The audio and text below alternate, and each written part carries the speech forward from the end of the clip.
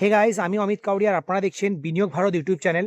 আজকের ভিডিওতে আমরা আলোচনা করব কিছু গ্লোবাল কমোডিটির উপরে। তাহলে অনেকেই প্রশ্ন করে যে আমরা গোল্ড সিলভারে তো অ্যালোকেশন করতে চাইছি, কিন্তু গোল্ড সিলভারে অ্যালোকেশনের জন্য সবচেয়ে বেস্ট উপায় কি হতে পারে। অনেকে ফিজিক্যাল গোল্ড বা ফিজিক্যাল সিলভার পারচেস করে, কিন্তু সেক্ষেত্রে তার জিএসটি পড়ে যায়, সেক্ষেত্রে তার মেকিং চার্জও পড়ে যেতে পারে। আর আমরা জানি যে ফিজিক্যাল গোল্ড বা সিলভার আপনারা যখনই বাই করবেন, তার বাই প্রাইস এবং তার সেল প্রাইস এই দুটোর মধ্যে যে ডিফারেন্স থাকে সেটিকে স্প্রেড বলে। সেই স্প্রেডের জন্য কিন্তু আপনি যখনই প্রফিট বুক করতে যাবেন, আপনার প্রফিট কিছুটা কমে যেতে পারে। সেই জন্য বেস্ট উপায় হচ্ছে যে গোল্ড সিলভার ইন্ডিভিজুয়ালি আপনারা ইটিএফ পারচেস করতে পারেন। এছাড়া আরেকটি স্মার্ট উপায় আছে, যারা গোল্ড সিলভারে দুটোতেই অ্যালোকেশন নিতে চাইছেন তাদের জন্য গোল্ড সিলভার মিউচুয়াল ফান্ডও আছে। Edelweiss gold and silver mutual fund খুবই পপুলার, তার এক্সপেন্স রেশিও অনেক কম। এছাড়া মিরা অ্যাসেটের গোল্ড সিলভার মিউচুয়াল ফান্ডও আছে, সেখানেও আপনারা অ্যালোকেশন রাখতে পারেন। আর যারা ভাবছেন যে আমরা লং টার্ম ধরে এসআইপির মাধ্যমে গোল্ড সিলভার অ্যালোকেশন নেব, যেন আমার ফান্ড ম্যানেজার ডাইনামিক্যালি অ্যাসেট অ্যালোকেশনকে চেঞ্জ করতে পারে গোল্ড এবং সিলভারের মধ্যে, যখন যেটির ভ্যালুয়েশন বেড়ে যাবে সেখান থেকে কিছুটা সে রিডিম করে যেটি আন্ডার ভ্যালু থাকবে সেই অ্যাসেটে ইনভেস্ট করবে, এমন ফান্ডটি হচ্ছে এডেলওয়েস এর gold and silver mutual fund.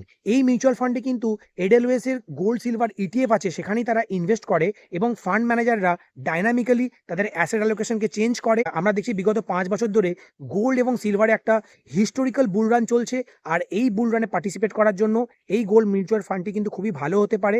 আর আপনারা যদি এসআইপি বা লামসাম ইনভেস্ট করেন এই ফান্ডে, তাহলে কিন্তু লং টার্মে আপনারা খুব কস্ট এফিশিয়েন্ট ওয়েতে স্মার্টলি একটা গোল্ড সিলভারে ইনভেস্ট করে একটা হিউজ ওয়েলথও ক্রিয়েট করতে পারবেন। বন্ধুরা, এক্ষেত্রে বলে রাখি যে গোল্ড সিলভারে কিন্তু আপনারা যদি ইনভেস্ট করেন এবং সেখান থেকে আপনারা প্রফিট বুক করেন, আপনার কিন্তু ক্যাপিটাল গেন ট্যাক্স পড়ে যাবে। সেক্ষেত্রে আপনার শর্ট টার্ম ক্যাপিটাল গেন যেটি 20% বা আপনার ট্যাক্স স্ল্যাব যা আছে সেই অনুযায়ী দিতে হবে।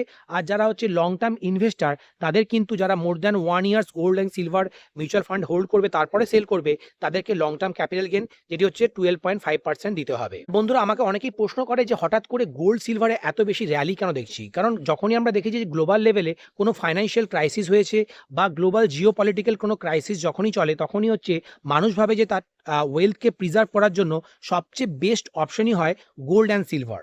কারণ গোল্ড অ্যান্ড সিলভার বিগত 200 বছরের ইতিহাস যদি আমরা দেখি, সেখানে দেখব যে সবসময় কিন্তু ইনফ্লেশনকেও বিট করতে পারে গোল্ড আর সিলভার। আর যেহেতু এদের ডিমান্ড কনসিস্টেন্টলি গ্লোবাল লেভেলে আসছে এবং বিশেষ করে সিলভারের ডিমান্ড আমরা দেখেছি যে ইন্ডাস্ট্রিয়াল সেক্টর থেকেই বেশি আসে, সেই জন্যই সিলভারের র্যালি এত বেশি পরিমাণে হচ্ছে। আর সিলভারের কিন্তু গ্লোবাল লেভেলে যা ডিমান্ড আছে সে তুলনায় সাপ্লাই অনেকটাই কম, সেই জন্যই কিন্তু সিলভারে একটা ফেরোসাস র্যালি এখনও চলছে।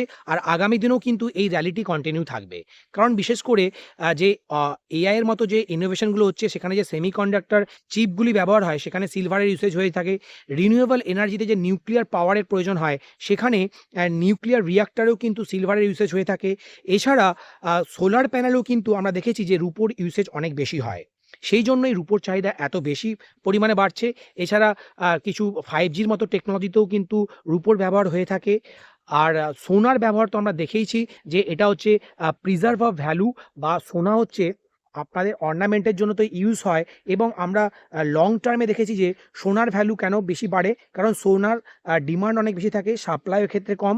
আর সোনা কিন্তু অফুরন্ত নেই পৃথিবীতে, সেই জন্যই মানুষ যখনই কোনো বিপদের মুখে পড়ে তখনই তারা ভাবে যে সোনার মধ্যেই ভ্যালু খুঁজে বার করার জন্য। সেই জন্যই আমরা দেখছি যে সোনা এবং রূপোতে এত বেশি পরিমাণে বুল রান চলছে।